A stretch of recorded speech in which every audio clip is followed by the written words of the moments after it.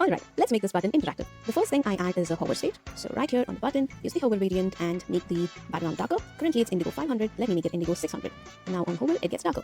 Let me similarly add the focus styles as well. As we saw in the previous videos, we need to first set the outline to none and add a ring. So probably a ring of width 2 and focus ring color. That could be something like indigo 400. Let's test. Now if I refresh and focus on the button, yes, there is a ring, but I think it's a little bigger as we saw in the demo. So maybe ring 3 and yeah, maybe ring indigo 300 as well. That's not important. Anyway, yeah, this looks perfect. However, the method is important. So even if you've added a different shade, a different width, it doesn't matter as long as you know how to make this work.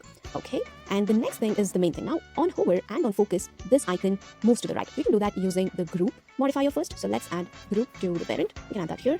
So now when the button is hovered or focused, we need to change the class for this SVG. So let's say we use group hover. And then we want it to move to the right. So we can make use of the translate classes. So maybe translate x2 should work. Also on focus. Group focus, translate x2. Let's see what happens on hover. Yes, it is moving. I think it's moving a little too much. I can change this to 1 or even 1.5. Let me change this to 1 and see.